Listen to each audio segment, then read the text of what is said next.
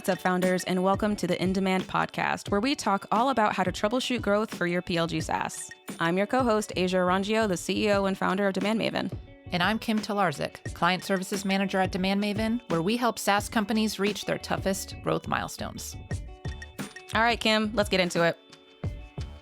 Hi, Asia. Hey, how's it going? Good. How are you? I'm good. What's our topic for today? So I'm excited to dive into a topic we've dealt with a lot. We're currently working on this now. So hiring marketers specifically. And we have found in our experience that hiring for marketing can be very hard. It's a difficult thing to do. And I think there's a difference when you're working with technical founders versus maybe, marketers or sales first owners or executive leaders. So I want to unpack that a little bit with you. Why is hiring for marketing so hard? I know. Oh my gosh. Okay, so this is such a good topic because I know so many founders who have struggled with this, are currently struggling with this. And then there are some who have overcome this challenge and they have been able to very confidently and securely hire very quality marketing talent. And my hope is that by the end of this, we identify like what is that key difference. But we'll start with why is it hard to hire for marketing, period, especially if you are non-technical. And what I find is, it's similar to virtually anything that you do in life. If you don't have as much experience with something, you might not understand what to look for. And also, you may not understand or be able to conceive of what is good versus great versus maybe not so good. And of course, we don't want to reduce people down to, just their skills and their ability to perform in capacity. Like we're talking about human beings in this scenario. So of course I want to be sensitive to that fact. But when it comes to hiring for a particular role and then expecting a certain level of performance from that role and making sure we're setting the right expectations for ourselves, this is really challenging. And if you are the technical founder and also the CEO, this is even more challenging because the CEO's job is literally to, well, one, make sure you don't die, and then two, hire. Like you've got to hire, and you're going to have to hire for every function, especially if you're growing. And it's going to start with technical, which will be relatively more straightforward, but it will still be challenging. And then the more that you expand into areas and territories that are less familiar, you're going to experience more fear, more strife, more uncertainty and doubt because you're less familiar with it. So hiring for engineering and product, probably very familiar. Hiring for UX design, relatively familiar. Maybe you've got experience with that. And obviously this is going to be dependent based on like what you've just experienced in your professional life. There are some founders who graduate college and they literally like build a product or two and that's it. That's all they've really got. So they have no real way to compare one versus another. And because they've never led a team, they've never had to hire, or they've never worked in an environment where they saw the hiring process for what it was and how you sourced great talent. And then there's the flip side of this. Many founders come from backgrounds where they've worked in organizations that might have been very large or could have also been small. It runs the gamut, like what type of experience you might have had. And if you've been lucky enough to see what great marketing functions look like, then you probably have a sense for like what to look for. But only if you actually interface with those people. So maybe you worked for an incredibly successful company back in the day, but you didn't interface at all with marketing, or you didn't interface at all with sales, and you have no idea what that like really looks like. So one day you get inspired to create a product, and maybe you're a technical founder. And when you think about hiring in the future, after you grow a little bit, you can actually afford to like hire some people. You're really basing everything off of your past experience, which is what you should do. It's what you kind of have to do. But if you don't have any of that experience, then what do you compare? Like, what do you have to compare? And so this is what ends up happening is if you don't have a whole lot to compare to, like you don't really know what a great marketer looks like. What ends up happening is you compare it to all of the very pro-marketing, like visible influencer-y types. So I'm going to give you a gamut because the gamut is wide. Like, It's everything from, like, Alex Hormozy and Gary Vaynerchuk to, like, Aleda Solis and Amanda Natividad and Rand Fishkin. Like, that's and really, like, the scope is actually even wider. Like, but those are all marketers if you think about it. And then you've got Seth Godin somewhere in there who's, like, Mhm. marketing god, basically. He's like the grandfather of marketing, even though marketing has existed well before he was born. Like, Henry Ford is somewhere in there, you know what I mean? So, like, and maybe actually, Seth is on one, is like another like his own spectrum in his own way. But when you think about hiring for marketing and you've never worked with a marketer or, like, seen a marketing department, all you can really compare it to is just what you see out there in the wild. Right, which is very different from someone in your business actively working on marketing. Right. Right. Very different. And also, what I find is great marketers are certainly people who ensure that you've heard of them. That's absolutely true. Like when you think about the greatest consultants in the SaaS and PLG space, and also just software in general, like when you think about the greatest marketers and leaders and thinkers, even if they're not like marketing in their day job, they're doing good marketing because you know about them, right? Right, But right. this is fundamentally different still than someone who is doing marketing on behalf of your organization, acquiring customers. And this is like I don't know, it's not like that controversial of a take, but sometimes I find that some of the greatest marketers in the world are actually not the ones that are the most visible. They're actually the ones doing all the hard, grindy work behind the scenes in a company. Yeah, they're doing the work, they're not doing the work to promote themselves or make themselves visible. Right. But And I that's the do, difference yeah, between hiring a consultant, more of a consultant, versus your in-house marketing role. right. But I guess like coming from marketing and having been a marketer in my career, the dirty secret though is like the marketer that gets promoted is probably the one that's more visible and also is the one who's generating results. So, like for the business. So there certainly is an overlap between the two. They're not mutually exclusive. Like you can be a very visible marketer and also generate incredible results for the business.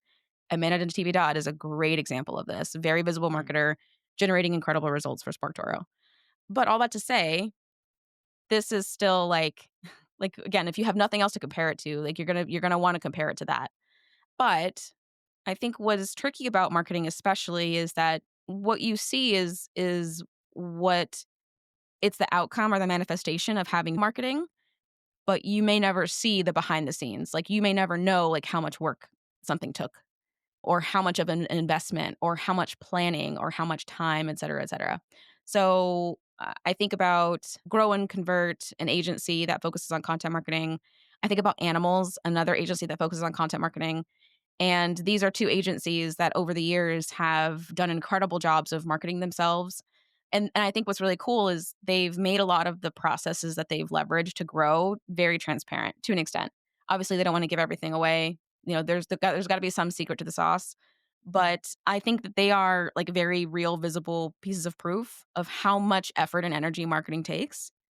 And yet you may still look at their end results and just kind of see yeah, like all of this overnight success took 10 years, you know what I mean? Like Right. so I'm gonna say it's really tough to parse like how much hard work actually went into what you see on the surface.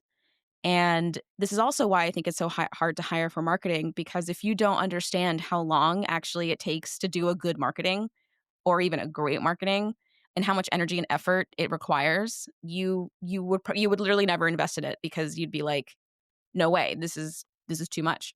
But we all know, like, the great marketers understand, like, no, this shit takes a lot of energy and effort and time, and sometimes happy accidents that can only happen by iterating off of this work and, like, doing this hard work.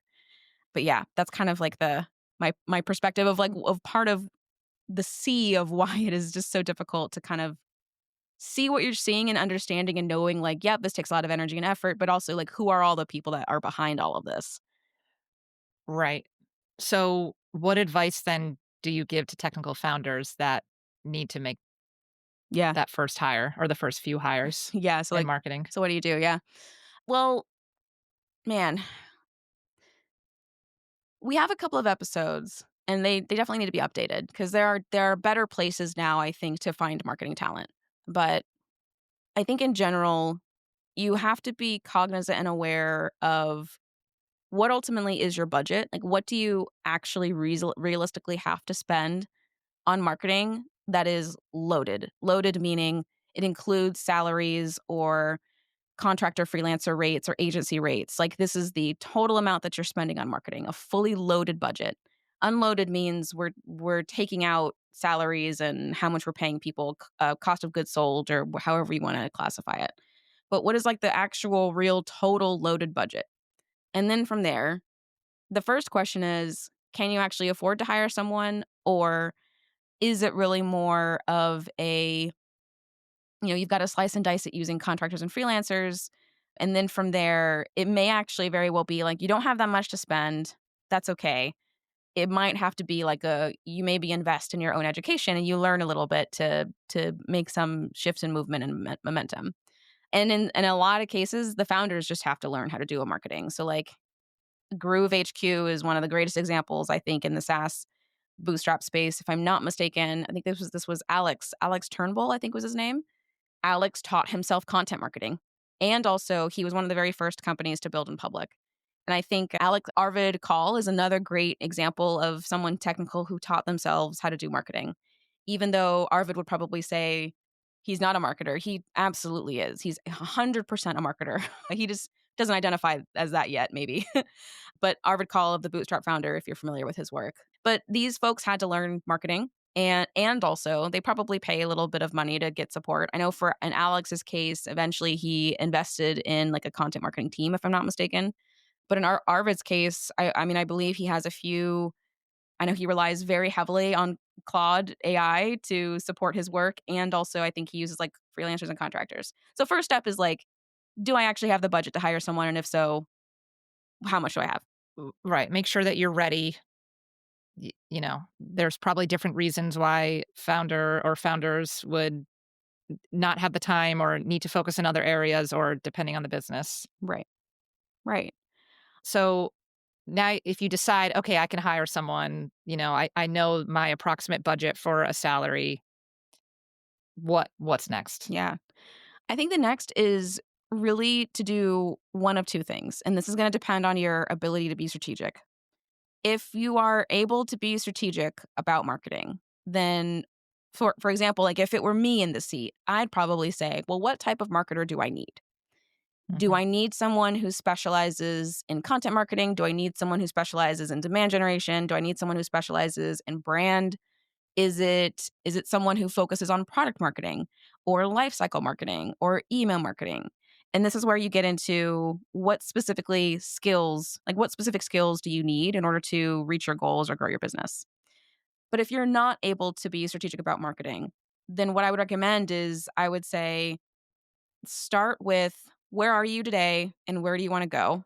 And let's talk to some marketers who have done exactly that and discuss like, well, how did you actually go about that? Rob Walling has a really great framework for bootstrap founders on what marketing channels to invest in based on the size, stage, or LTV, ACV, average contract value, lifetime value that you have in your business, and based on your product itself. And I actually think that's a really good way to think about too, like how you think about hiring for marketing. So, for example, if you know that paid acquisition is going to be a huge opportunity for you, you'll probably want to invest in someone who is more of a demand generation marketer. So they understand how to capture demand and also they understand how to create demand. With demand gen, though, I find you usually get one or the other with marketing. Like you get either someone who really understands demand capture, but they don't understand demand creation, or you get someone who's like all demand creation, but maybe they're not as strong on the demand capture side. This is kind of where, like, again, the more that you understand what are the skills that you actually need, that's going to kind of determine the type of marketer that you bring on. If you need someone, if you know SEO and content marketing are a huge opportunity, you're going to want to hire a content marketing or SEO person. Like that sounds so obvious, but those skills match with where you're at and what you need. And also therefore you can find people who specialize in those things.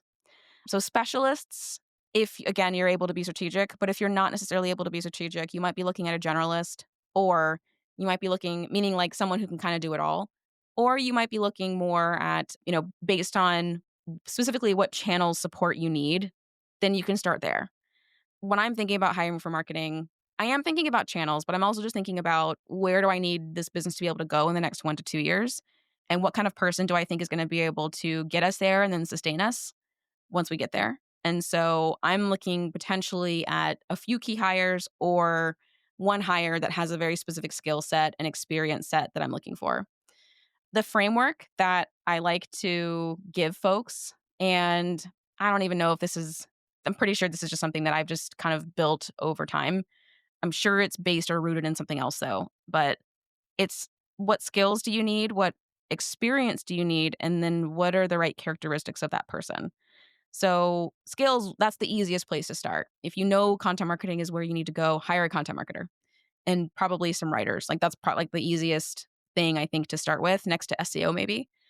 But then you get to experience, and this is where I would say this might be a little harder for technical founders because they might not be familiar with like, well, what are the experiences that someone can have that would create a meaningful or valuable like working relationship with a marketer.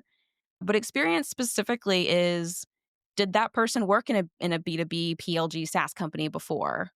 Have they taken previous companies from your stage of growth to the next stage of growth? Like, have they done this before? Or have they done something similar enough to what I'm trying to do? And this is where experiences can range quite a lot.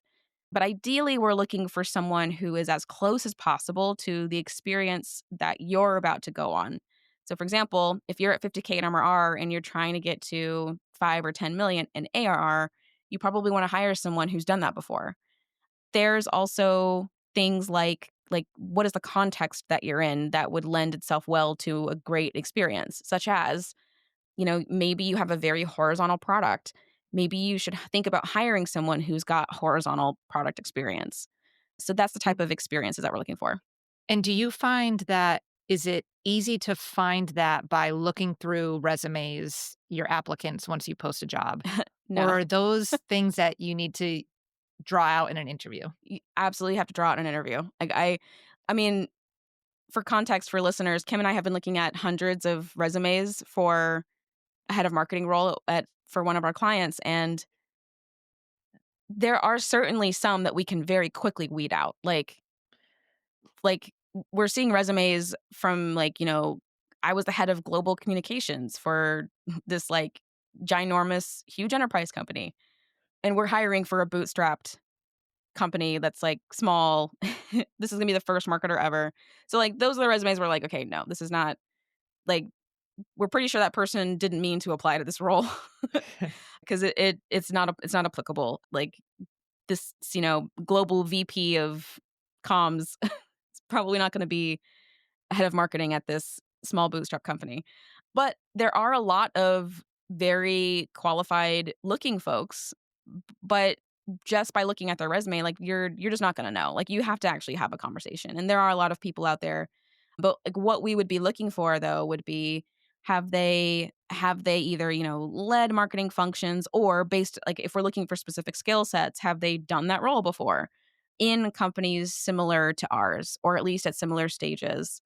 The Right, m so it's Yeah. important to make sure that that is you sort of have that hashed out. So you it sounds like in some ways you can maybe do some searches off the resumes or look at the companies and say, "Oh, yeah, all those companies are too big," and you can start weeding people out. And then having that list in front of you when you're interviewing people to make sure it's like, "Okay, I am questioning this person to make sure that they have ty experiences with, like, these types of either industries or Yep. price points or" right? So, Totally. sounds like it's just important to make sure that you kind of know what that is going in Mhm. so that it helps you, like, you've got your requirements. Right, exactly. And then the last thing, it's gonna be characteristics. So there's skills, experiences, and characteristics. And characteristics, I mean, this is some people will say culture, but I find culture like, is this person a culture fit? I find culture well, one, I think it's rare for a bootstrap founder with a small team or no team to really truly understand what their culture actually is. Culture is something that is discovered and unearthed. I don't think it's something that you predefine and then try to like force onto your team. I think it's I think it's really more I think it's the inverse model where culture is discovered over time and through people and not necessarily like, "I'm gonna decide what the culture is, now I'm gonna push it down to others." At least that's just not what I've seen historically work well. So, I would say chances are you probably don't actually know what your culture is yet, especially if you have a small team or no team.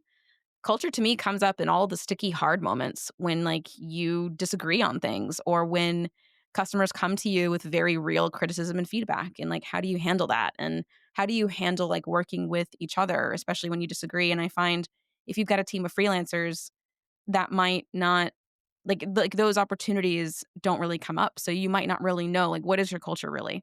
So, that's why I say this to me is not about culture as much, I think you'll discover if that person is a culture fit over time by working with them, but to me, it's like, do they have the right characteristics? So, for example, I love meeting a demand gen person who is like and I can just tell by the way that they're talking about their work that they love the numbers and that they actually thrive in understanding performance of various activities. And also, I can tell that someone is going to be a great demand gen person because it's not just that they're questioning everything, but they have like this constant critical eye almost of what it is that they're executing and launching or promoting or whatever it is. And they're extremely iterative, I find. Like they're like, okay, we did this V1, now it's time for V point, V1.2. And like I just can tell like, oh, okay, like this is the right type of person for this job. But So, similarly oh, go does ahead. that mean, like, their characteristics would be analytical, data informed? Is that what you mean? Yes, but also there's the other spectrum to this too, which is like, do you like them? Like, Right. do you think that you could talk to them every day or every other day or like whatever it is? And do you feel like you can work with them? Like and those are and everyone's gonna probably have a list of like, yeah, I want this person to be easy to work with and yada yada yada. Like there's like that standard list that I'm sure ChatGPT could just like spit out to you of like what to look for in a person. But there also are very real like no, like you should really be thinking about the characteristics in this particular scenario, but it might be kind of hard to identify exactly what that is until you talk to someone.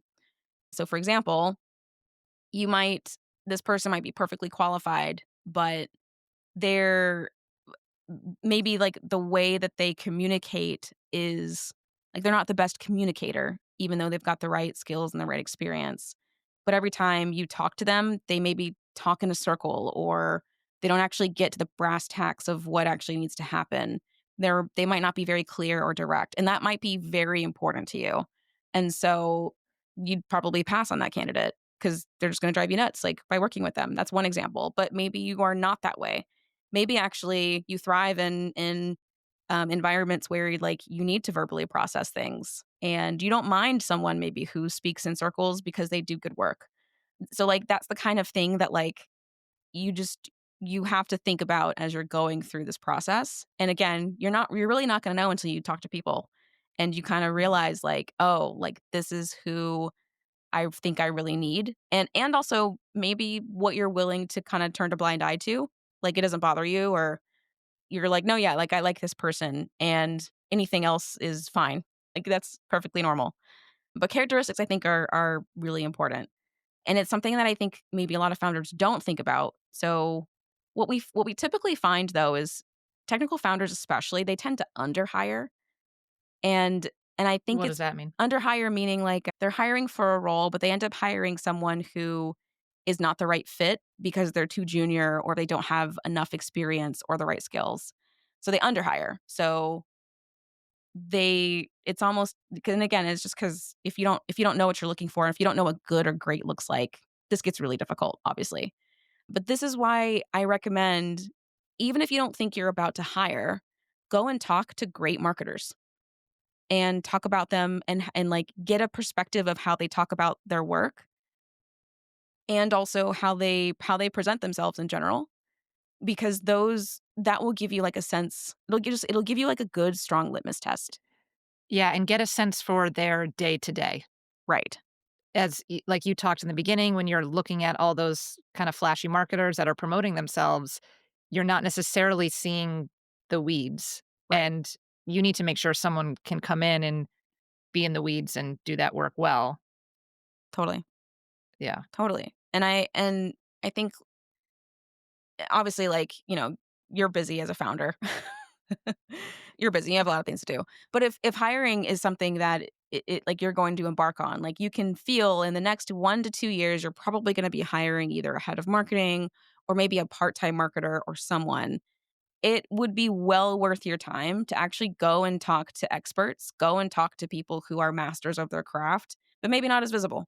And especially, I think I also recommend, like, if you have other founder friends who have more established teams, offer if you can chat with their marketer, not to hire, like to poach them or anything, but like I just need to understand, like, what does this person sound like so I can recognize what great looks like. That's great advice. And what I'm hearing too is, like, this should all be down on paper, right? And I think and we've seen, if you know you have to hire, it's easy to start talking to people before. So what I love about this framework is it's forcing you to think through these things, and Right. whoever else in your business that you need to pull in and really hash through. And some of this, it's not necessarily black and white. It's not always just a checkbox or not, but at least you sort of have that one pager of, here are the skills, here's the experience, here's the characteristic, this is what this looks like. And then as you're talking to people, you can draw this out by having that background of, okay. And then, of course, there's going to be some give and take, right? Of, this person checks almost all the boxes, but we're okay without this exact experience because we think this person can cover that with other things. Yeah, totally. Something that I think is interesting though is, of course, this can totally fall apart. And where it falls apart is when we expectations just don't meet the reality of the situation. So for example, you might say, I want all the skills. I want someone to come in and do content, SEO, paid, product marketing, positioning and messaging, and be amazing at all of them. And you will talk to marketers who are generalists and who can do it all. It's funny because even like when I think about my own experience, I would say, like, if I were thinking about my marketing experience now, I'd say definitely generalist. But my experience level, I wouldn't go in as an individual contributor. I'd probably go in as like a CMO at this level or VP of marketing. Like if I were to go back in house and like do that thing. Mm. But I have gaps that I'm very aware of. Like I know that technical SEO is not necessarily my thing, but I understand SEO very well. But I'm not like Jess Joyce. I'm not going to be able to like analyze your website and find like all the bits and bobs to go and turn. Like that's not where I'm at in my career. And also just in my general expertise level. I am not a brand marketer. I came up in the demand gen world, which was all about at that time capture. Like we're capturing demand that has already been created, let alone brand that you've created. And so brand marketing to me is still it's interesting because I'm like, oh, this is like a gap I should learn at some point and like really figure out how to close. But even like the greatest marketers have gaps. Like there are plenty of marketers I know, for example, who like they're excellent at marketing, but they don't like they're not privy or understanding of growth. Like growth to them is actually very different. And it is very different. It's a completely different role, different function. But as a founder, you may have like, you want this person to check all these boxes, but eventually you'll meet reality, which is you're going to meet some incredible people, but they're not going to be able to perfectly check every single one of those boxes. And so that's kind of where you have to adjust your expectations of what is actually out there in the real world that is realistically attracted to the opportunity that you're providing. And I think that's the other thing too is one thing I think that bootstrap companies versus like let's say VC funded companies may be challenged with is certain types of marketers are attracted to VC funded opportunities because they're fast growing, they're probably on the younger side and they have more energy to burn. It's funny because like I'm 35 now and I couldn't imagine working for a VC funded company at my age. And I don't feel old at all, but I'm definitely like couldn't do it again. When I was in my 20s, fine, but like not today. But VC funded, that requires a certain like it attracts a certain type of marketer and Right. bootstrapped attracts a different type of marketer and a different type of person in general. And I think that is already like a dichotomy that you have to acknowledge and be very cognizant of, and therefore have your expectations set.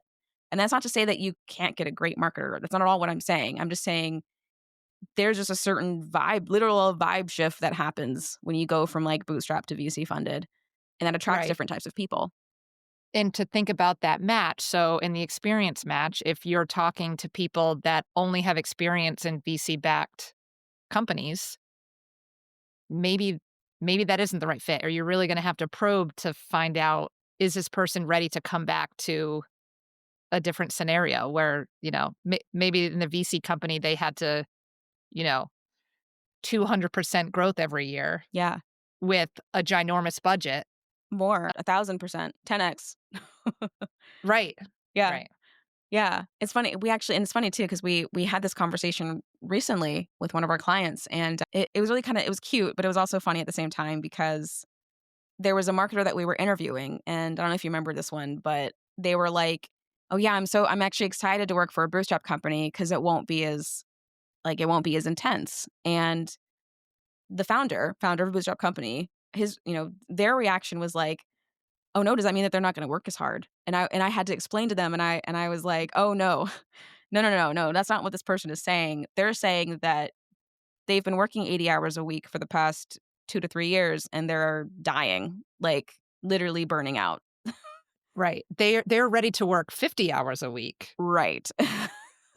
But not 80 anymore. That's what they're saying. And so the founder was like, "Oh, okay." But if you've never worked for a VC funded company, like it's just impossible to explain what that feels like. It's chaos. It's crazy. And that works for a lot of people, especially if you're in your 20s because you just have the energy, I swear.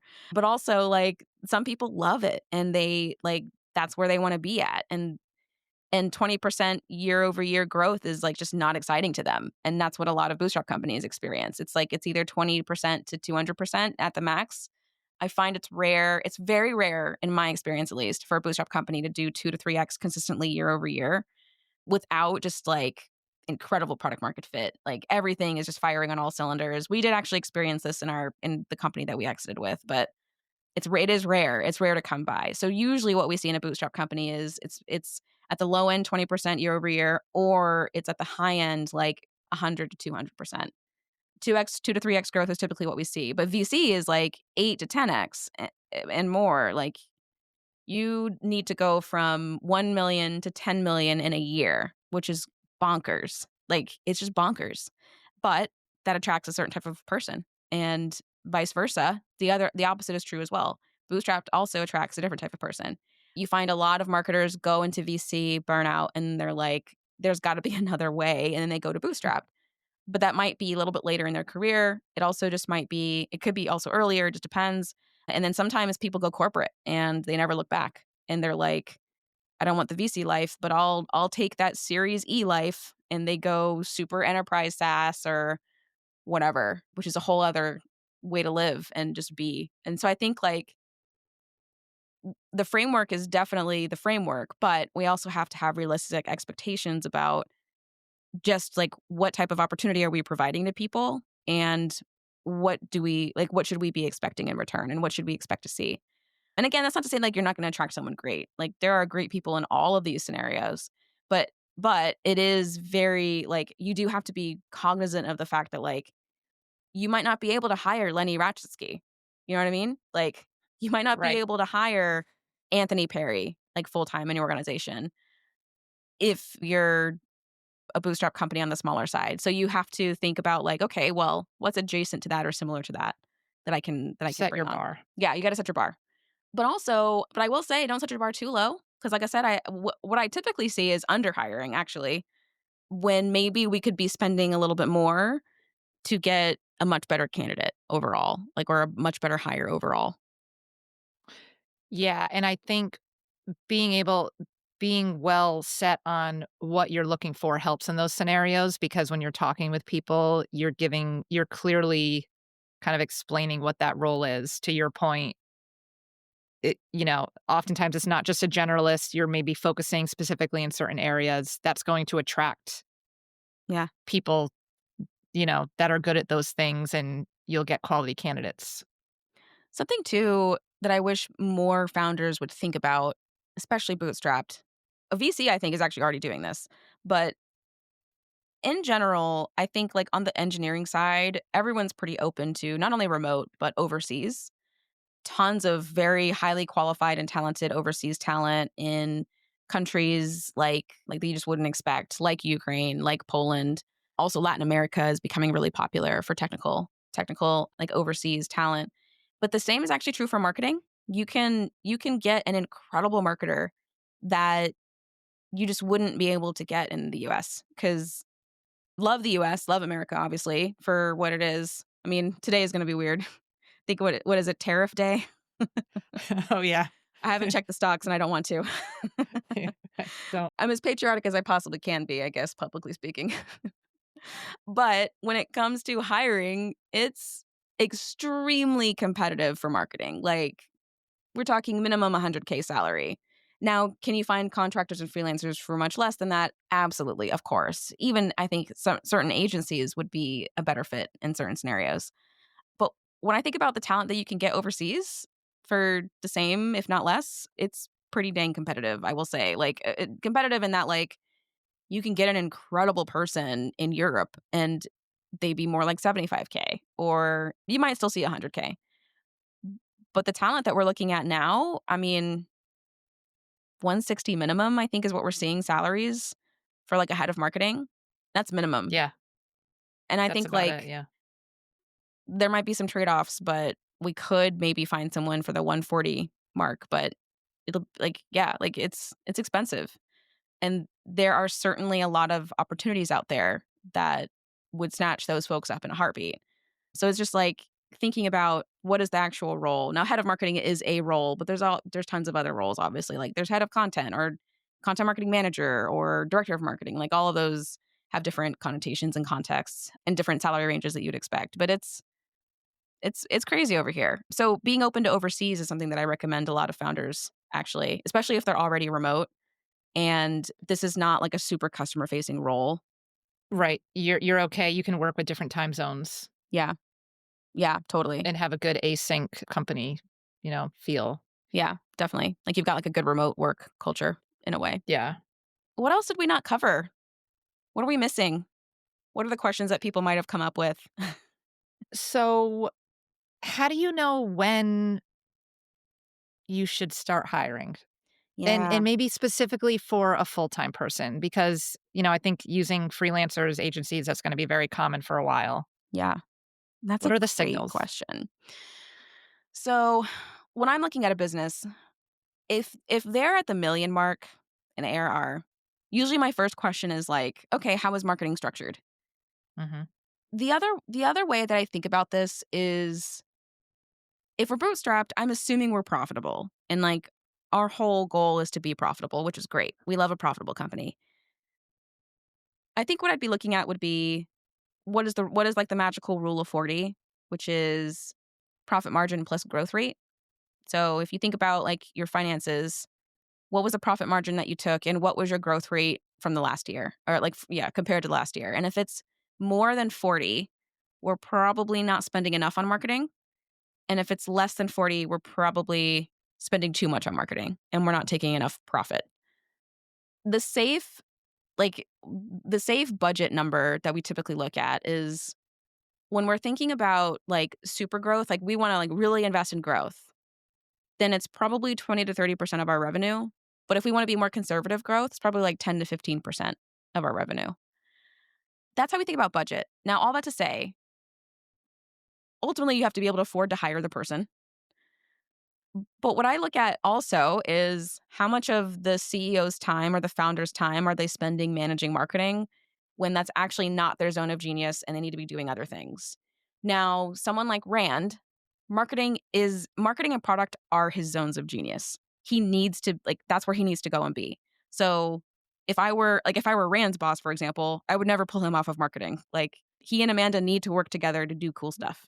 That's just Right. what has to happen because Rand is an excellent, very talented marketer. There are some founders though where marketing is just not their zone of genius and that's okay. In fact, like, I would expect I would expect you to have areas where it's like you're gonna have gaps just like everyone's gonna have gaps.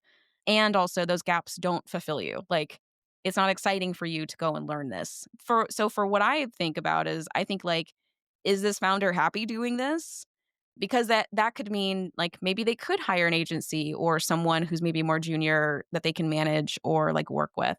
Otherwise, if this is not their zone of genius, it does not make them happy. They don't enjoy doing this work and the business maybe is actively suffering because they're still holding on to it or still managing it themselves, then we think about, okay, do we need a more strategic leader or do we need someone who's more an individual contributor and more focusing on execution? And this is another spectrum that we have to think about, which is you can be on the more strategic side.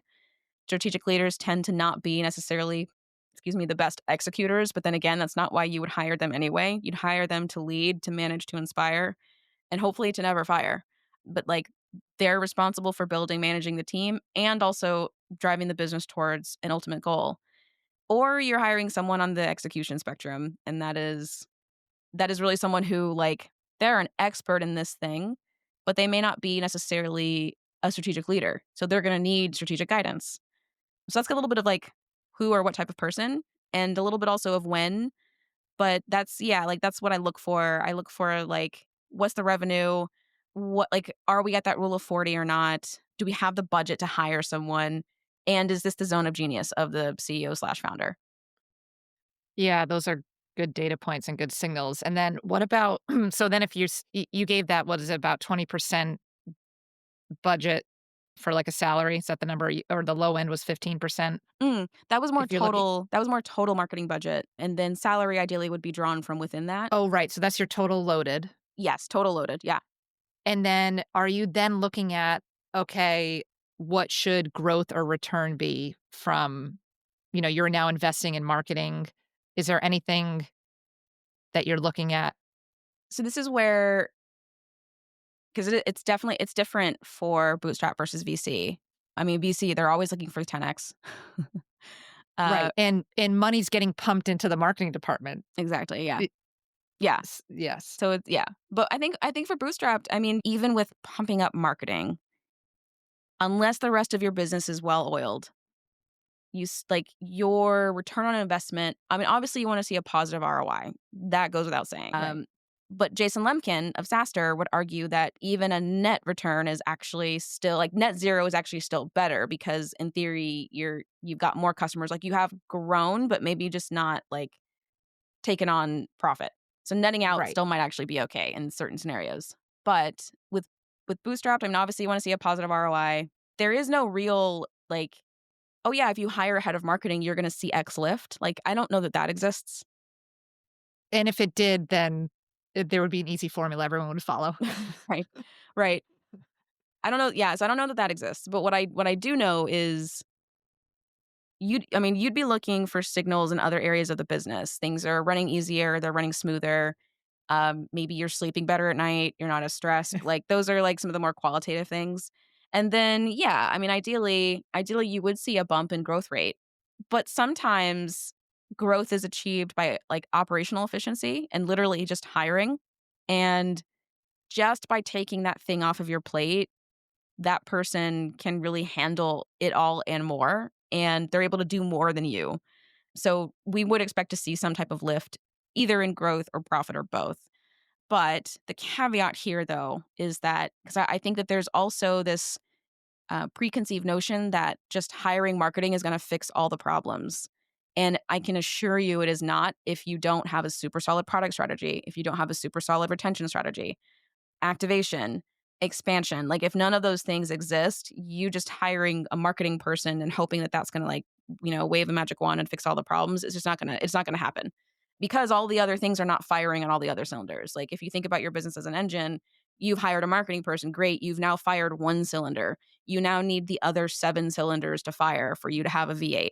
Like that's how we like think about it. But a lot of founders forget that marketing is just one cylinder out of many. And yes, you can hire and yes, you'll see some impact and some momentum there. But if the other things aren't working, then it's not gonna do what you think it's gonna do. Yeah, and it's a good reminder. It needs to be part of your overall strategy and just not a Band-Aid. Yeah. This also reminds me of a tweet that I saw back when we were on Twitter.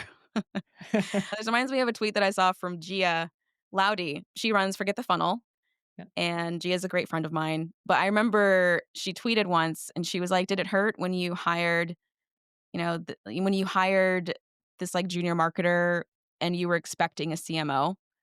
And I mean, obviously I retweeted because I was like, "Lol, this is so common." But this is what we call underhiring with the context of you needed a strategic leader, and you probably needed both. You probably needed an individual contributor and a strategic leader.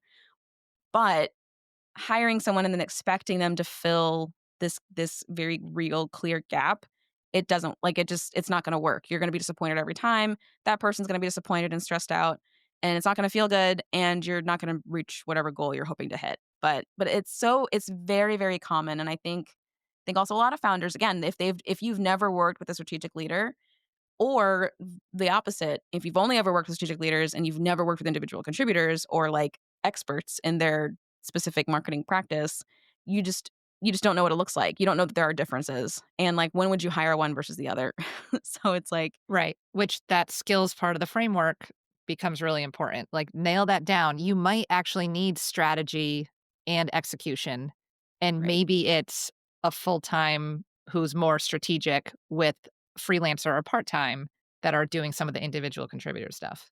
Yeah. Yeah. Or and like for like a CMO, like the skills aren't gonna be SEO and Google Ads, it's gonna be people management and hiring and leadership and goal setting and budgeting and planning and visioning, like, it's gonna be those things. It's not gonna be like, you're not gonna hire a CMO and then be like, "Okay, now do SEO keyword research."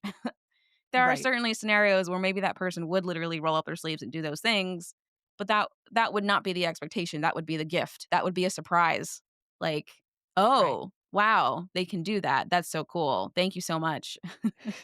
But making it very clear, like, they're not here to do that. This also reminds me of another story when I joined the board of Moz. So when Rand stepped down and he tapped me to take his seat as a real acting board member, I think you'd be surprised how many people ask me if I was just a board watcher, and I was like, "No, no, no. I was an actual acting board member. I had to sign paperwork at midnight, like, to sell Moz to J2 Global," or whatever it was. But yeah, so, like, when I joined the board, I'll never forget Michelle, one of the board members, was like, "Your job as a board member, you are not here to do. You're here to ask who and where and why." And I remember thinking, "Oh, this is like the top of the top. Like, this is you don't get higher than board member." And it was fascinating to me because she knew that I was an operator, and also, like, I've got experience being an individual contributor, but I also have leadership experience. And so she's like, "Remember, you're not here to execute for anybody. You're here to ask who is going to do this job and Right. and what is the right job."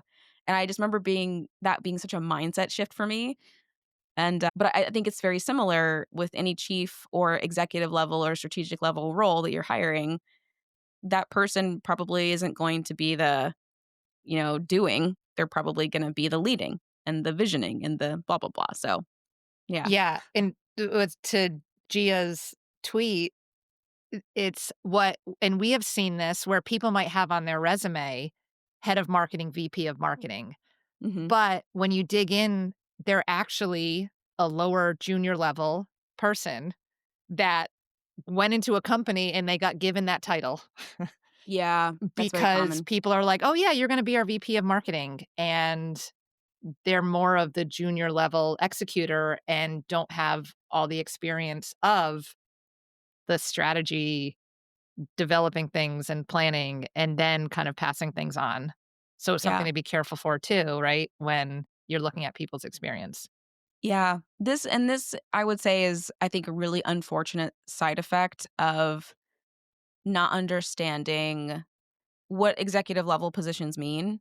But in truth, like, it's such a mess now. Like, you just really can't tell. But it it makes me really feel for that person because they might have carried that title, but then they go and they interview at other places, and this is why networking and, like, just connecting with other like, if you're a CMO or a VP or a head of marketing or director, like, whatever your title or role is, go and connect with other people with your title and role and, like, get a sense for, like not like a I don't wanna say, like, you don't wanna, like, stack your like, you don't wanna measure yourself up against anyone. I just don't believe in the comparison game, but I do think it's important to understand what are your gaps, like, what are some things that maybe you're not doing or not thinking about.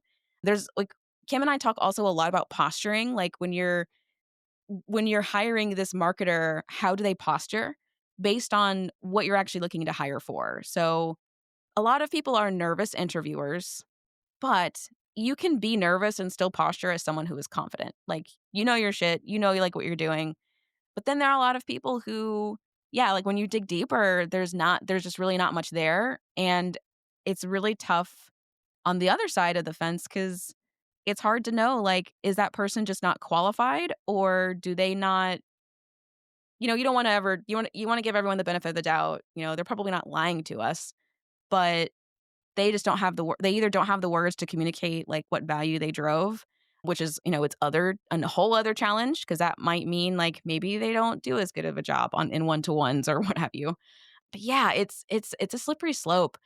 But I do think asking those probing questions and, like, digging deeper in interviews and, like, really understanding and unpacking, like, what was your role and comparing it and contrasting it to what you've maybe heard from other VPs of marketing. I do think that that matters a lot. But sometimes it does happen and it's unfortunate, and you just, like, cross your fingers and hope and pray that, like, that person's gonna be taken care of.